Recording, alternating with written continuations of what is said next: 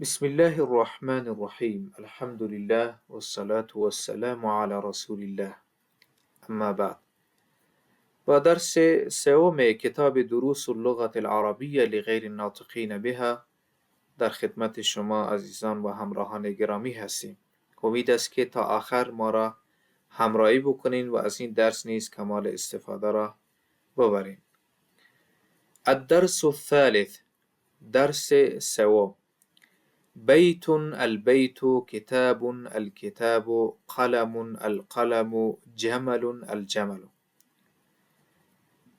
نویسنده گرامی در ابتدای درس 4 کلمه آورده است. هر یکی از این کلمات با کلمه دیگر از نظر ظاهری تفاوت‌هایی دارند. دقت بفرمایید. کلمه اول بیتون، بیتون آخرش تنوین داره،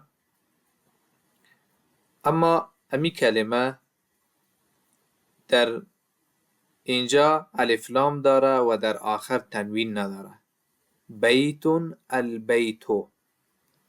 همچنین کتاب الکتاب و دو کلمه دیگر امی تفاوت‌های ظاهری را دارند. آیا این تفاوت‌های ظاهری در معنایشان نیز تفاوت ایجاد میکنه؟ بله. وقتی که یک کلمه، یک اسم در آخر خود تنوین داشته باشه، معنایش مشخص نیست، معنایش معلوم نیست. ما میگیم بیتون، یک خانه ای. این خانه معلوم نیست. خانه ای کی؟ خانه من، تو، همسایه کی؟ اما وقتی امی کلمه در اولش الف و لام میایه، تنوین از آخر از او ورداشته میشه، در اولش الف لام هست، معنای کلمه مشخص میشه. البیتو یک خانه مشخص، یعنی گوینده وقتی میگه البیت برش معلوم است که مراد از او، منظوری از او از این کلمه خانه کی است؟ خانه خودش، همسایه، دوست، بیادر. لذا این نکته بسیار مهمی است که وقتی یک اسم تنوین داشت معمولا معنی از او مشخص نیست و وقتی که الف لام داشت معنیش مشخص میشه. لذا کتاب وقتی ما میگوییم چون تنوین داره میشه یک کتابی، مشخص نیست. اما الف لام وقتی میگیره میشه الکتاب، کتاب مشخص، کتابی که معلوم است. قلم یک قلمی، این قلم معلوم نیست.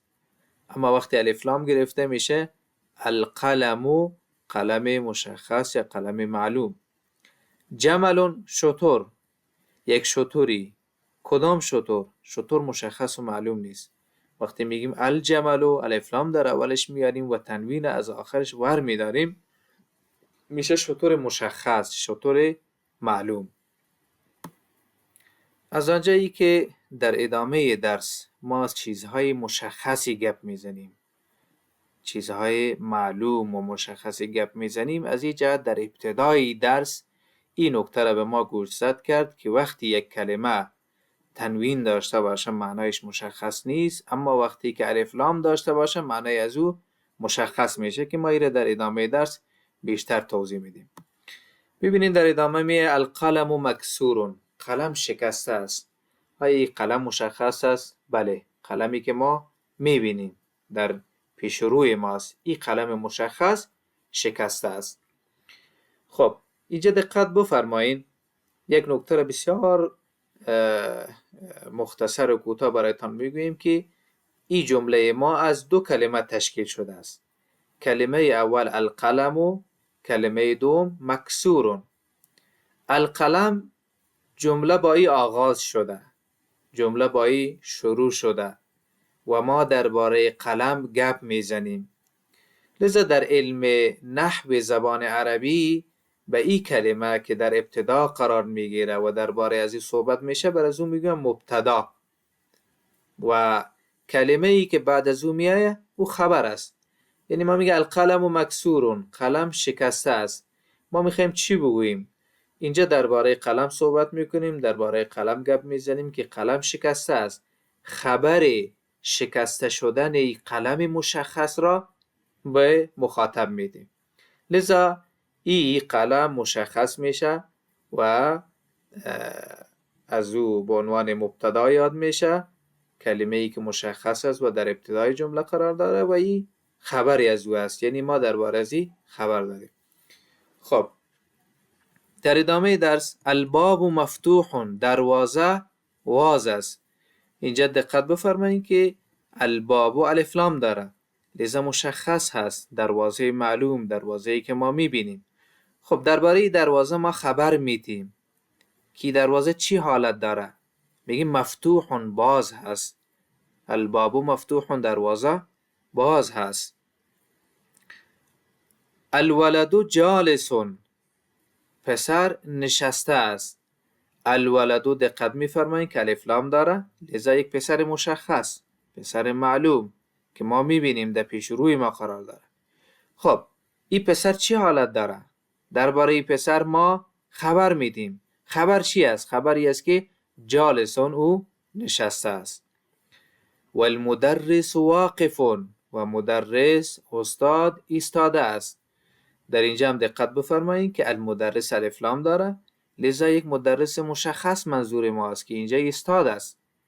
واقف ایستاده است و المدرس واقف، مدرس مبتدا میشه، یعنی جمله با یا آغاز شده و درباره ازی صحبت میشه. واقفون خبری از او است. در ادامه درس به بعضی از ازداد میپردازه، یعنی کلماتی که ضد او بیان میشه. الکتاب جدید، کتاب جدید هست. و القلم قدیم، و قلم قدیمی هست. دقت میفرمایید که جدید یک صفت است و ضد از او قدیم هست. الحمار صغیر و الحصان کبیر، الاغ خرد است، کوچک است. و الحصان کبیر، و اسب بزرگ است. در اینجا دقت بفرمایید که صغیر، کوچک، یک صفت است.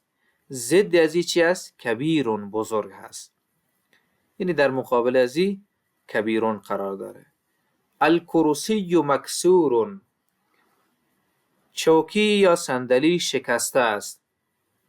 المندیل وسخ، دستمال چتل هست، چرکین هست.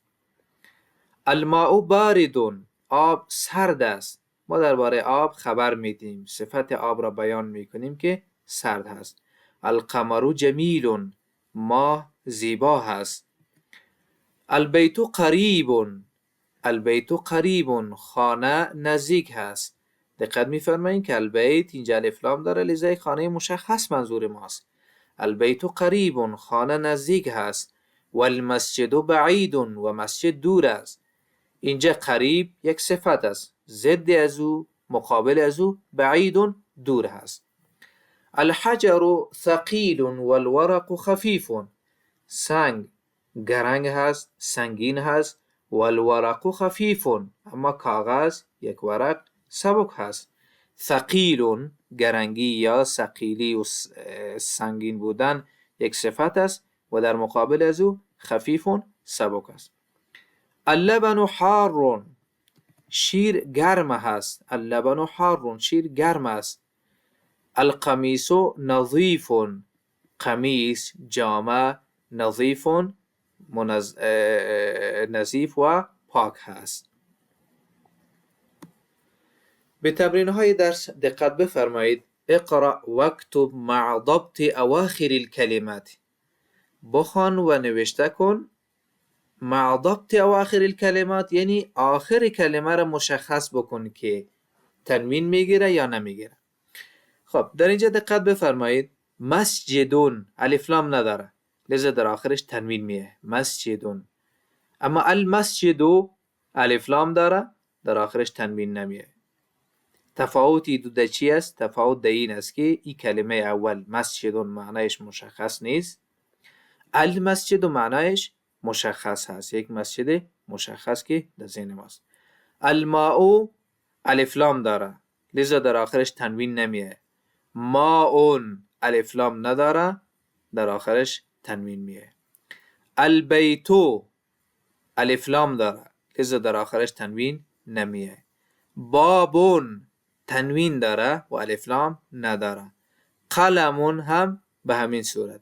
القلمو الف لام داره و تنوین نداره.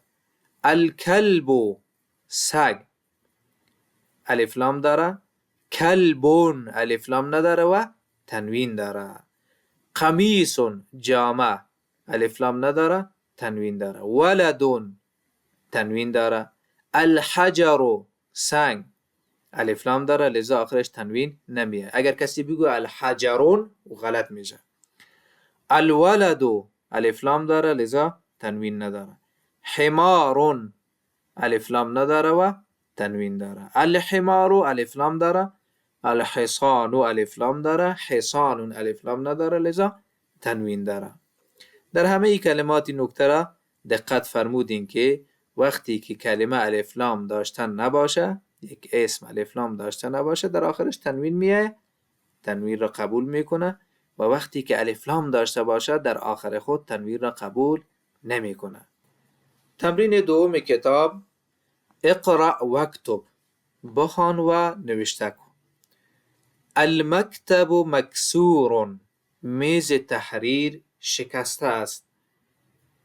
المکتب مکسور، میز تحریر شکسته است.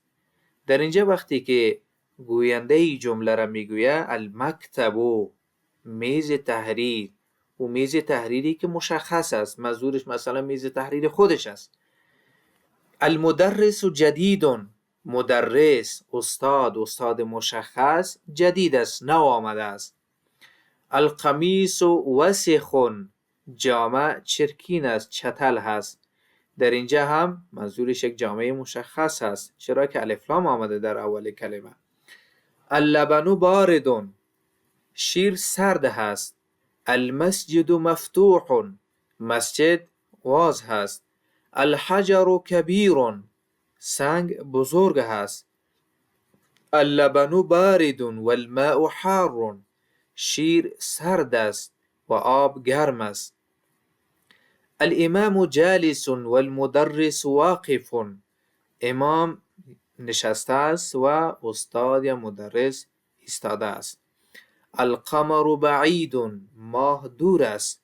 المندیل نظیف، دستمال نظیف است و پاک است. تمرین سوم درس املأ الفراغ فيما يلي بوضع الكلمة المناسبة من الكلمات التالية.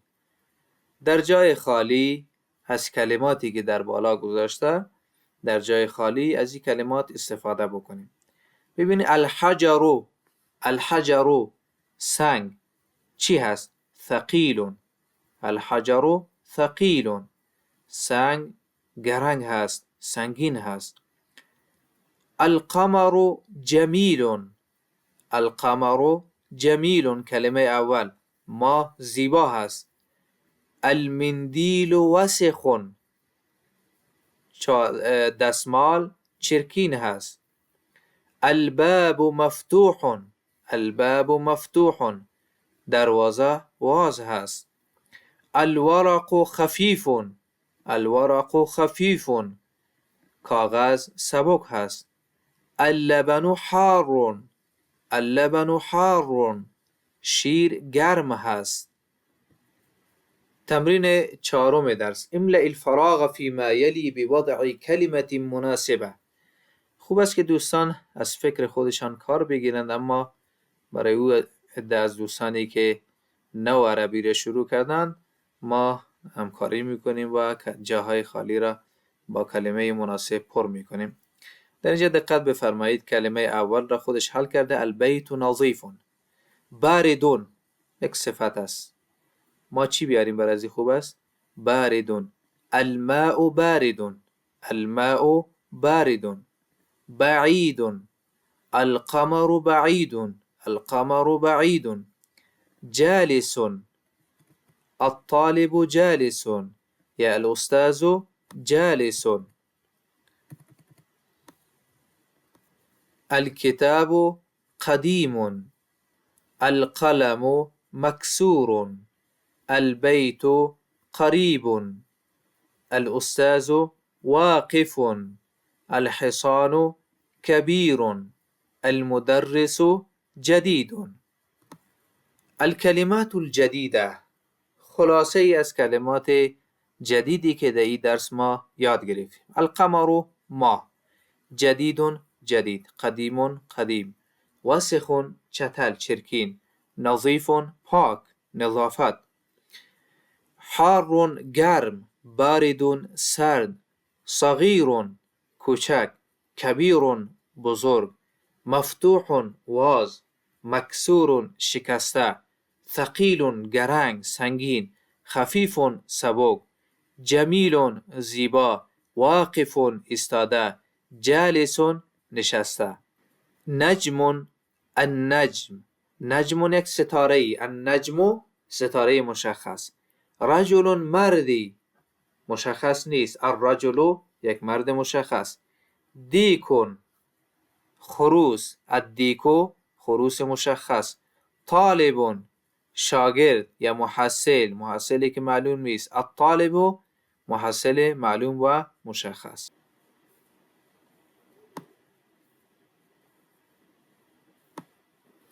این بود درس امروز ما، گرچه ادامه دارد. بخش دوم درس را در یک درس جدید انشالله در یک برنامه جدید خدمت شما ارائه میکنیم. برای اینکه زیاد طولانی نشوه به همین اندازه اکتفا میکنیم.